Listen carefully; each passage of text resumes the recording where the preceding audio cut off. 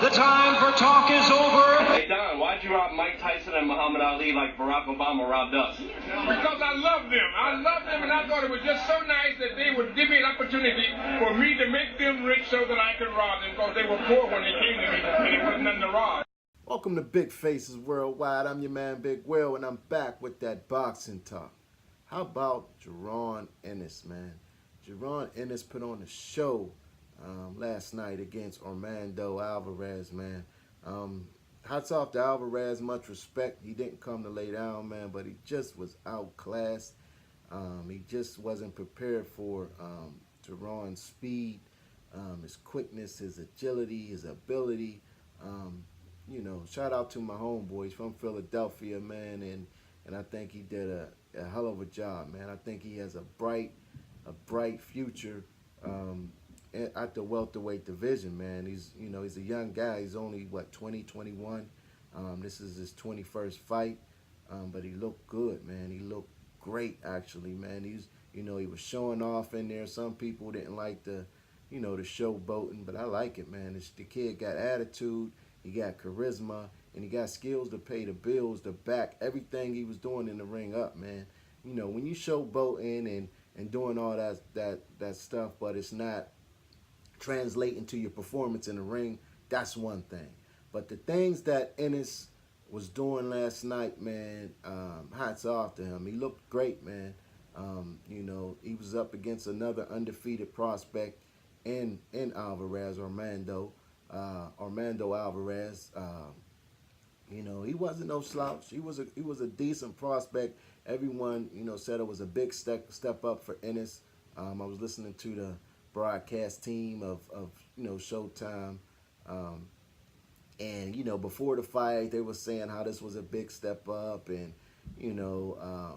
Armando Alvarez was going to be a real big test for him, and after Ennis made short work of him, I think he dropped him about 4 or 5 times, man.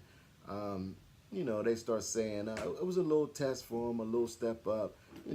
All of a sudden it was a little step up, man. And I don't necessarily agree. I don't necessarily agree with that. You know what I mean? Like we as human beings, we are biased. We are biased. It's just in us.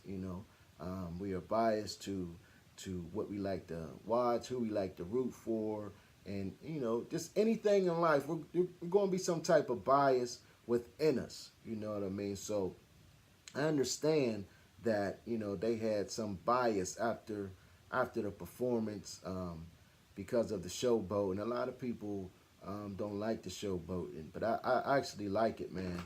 And I just think the bias, when you're commentating a fight on a professional level, as them guys were doing, I think the bias needs to be set aside. You understand what I'm saying? When you're out there, because your bias can confuse your audience, man, can lean your audience to sway a certain way for a certain fighter. Just take HBO, for example. HBO is the most biased boxing analyst I have seen. You know what I mean? I used to really enjoy watching Jim Lampley and listening to him.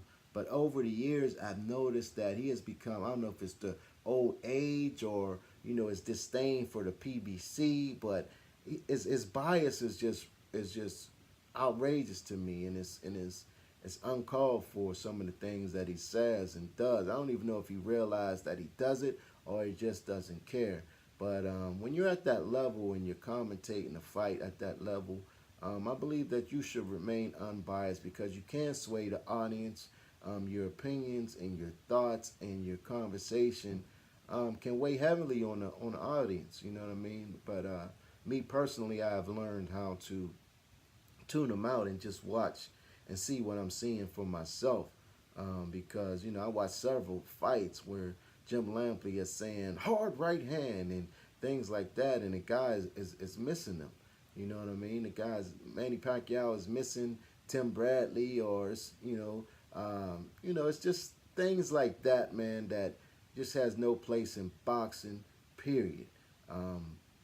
But the boy, Jaron Ennis from Philadelphia, PA, is going to be a problem in the 147-pound division. I think he's gonna. They move him correctly. Take their time, put him in, match him up with fighters who he can look like he looked last night against.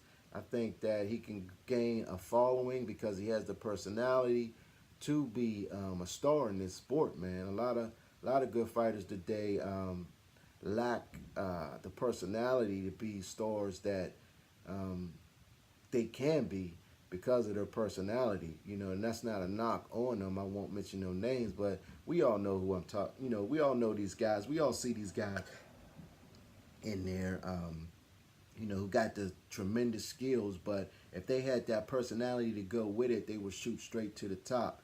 You take Adrian Broner. Adrian Broner has a big personality, big presence whenever he comes. People just flock to him.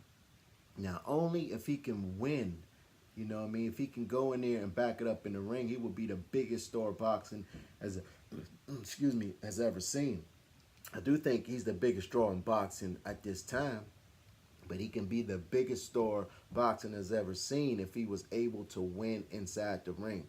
And Jaron Ennis, my homie from 4 hours away in Philadelphia, man, I think he has a bright future at 147 pounds, man.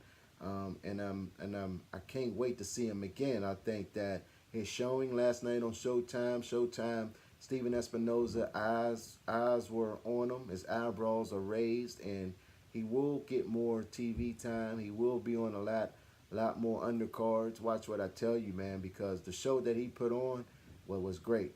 I enjoyed watching it, and I'm sure a lot of you enjoyed it as well. Now, I'm not crowning him king or nothing like that, but I'm saying the boy has talent, and I'm looking forward to see what he can do in the division. I do think that he can give a lot of these guys, a good fight, man, at 147 pounds. But I do want to see him moved ahead strategically. I don't want him to, I don't want him to throw him to the wolves because he is young.